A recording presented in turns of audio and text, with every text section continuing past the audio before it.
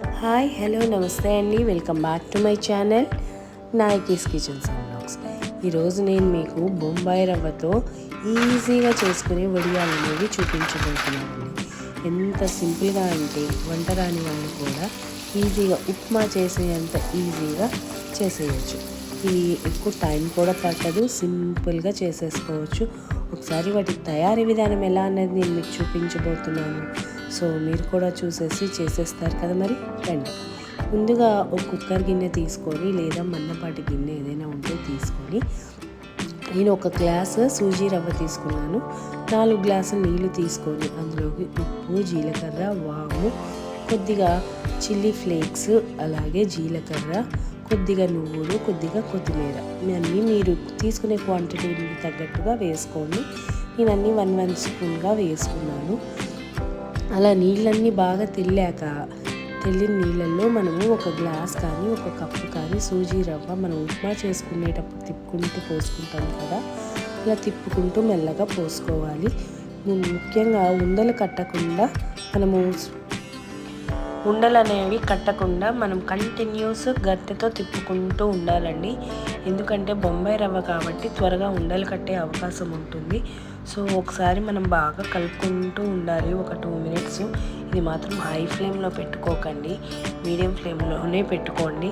Medium to లో ఫ్లేమ్లో adjust చేసుకుంటూ తిప్పుకుంటూ ఉండలు లేకుండా కొద్దిగా ఈ పార్ట్ వచ్చే వరకు కొద్దిగా జాగ్రత్తగా తిప్పుకుంటూ ఉన్నాక ఒక 2 మినిట్స్ మాత్రం మూత పెట్టేసి కుక్ అవ్వనివ్వండి లో ఫ్లేమ్లోనే. అలా కుక్ అయ్యి కొద్దిగా గట్టి పడుతుంది అన్నప్పుడు ఈ కన్సిస్టెన్సీలో ఉన్నప్పుడే ఆపేసేయండి. ఎందుకంటే బొంబాయి రవ్వ కాబట్టి చల్లారగా గట్టి పడిపోతుంది. నేను ఎర్లీ మార్నింగే పెట్టేసుకున్నాను. చూసారు, అప్పుడే సూర్యుడు వస్తూ ఉన్నాడు. చాలా బాగుంది వ్యూ, అందుకే మీకు కూడా చూపించాను. సో ఇది కొద్దిగా గోరువెచ్చ అయిన తర్వాత నేను ఒక ప్లాస్టిక్ కవర్ తీసేసుకొని దానికి పైన చక్కగా బ్యాండ్ కానీ పెట్టేసుకున్నాను. మీరు లేదంటే క్లిప్ అన్నా పెట్టుకోవచ్చు. సో మీకు అనుకూలంగా ఎలా ఉంటే అలా పెట్టుకోవచ్చు. ఇవి రౌండ్గా అన్నా పెట్టుకోవచ్చు, లేదంటే మనం గొట్టం ఉంటుంది కదండి, జంతికల గొట్టాలు, అందులో వేసన్నా పెట్టుకోవచ్చు. నేను పిల్లలకి ఇష్టంగా ఉంటాయి కదా అని కుర్కురే వడియాల్లాగా పెడుతున్నాను. సో ఇలా అయితే ఈజీగా ఉంటుంది కదా అనేసి సో నేను కవర్లో ఇలా పొడుగ్గా కుర్కురేలాగా పెట్టాను. అలాగే కొన్ని మాత్రం ఇలా రౌండ్ షేప్లో కొన్ని చక్రాల్లాగా పెట్టేశాను అనమాట. ఇలా కోన్తో పెడితే టైం ఎక్కువ తీసుకోదండి, త్వరగా అయిపోతాయి. అలాగే డే 1లో ఈవినింగ్ కల్లా నాకు చూసారా అన్నీ ఎండిపోయినాయి. ఆల్మోస్ట్ ఒక సైడ్ అంతా ఎండిపోయినాయి, కింద మాత్రం కొద్దిగా పచ్చిగానే ఉన్నాయి. సో నేను నెక్స్ట్ డే కూడా ఎండలో ఇలా అన్నీ తీసేసుకొని ఒక ట్రేలో పెట్టేసుకొని నెక్స్ట్ డేలో కూడా ఎండలో పెట్టేసుకున్నాను. 2 రోజులు ఎండలో పెట్టేటప్పటికి చూసారా ఎంత బాగా క్రిస్పీగా టర్న్ అయిపోయినాయో. సన్నగా పెడితే చూసారా ఎంత సన్నగా వచ్చాయో. కొద్దిగా లావుగానే పెట్టుకుంటే మనకి వేయించేటప్పుడు కూడా బాగుంటాయి, ఎండితే ఇంకా సన్నగా అయిపోతాయండి.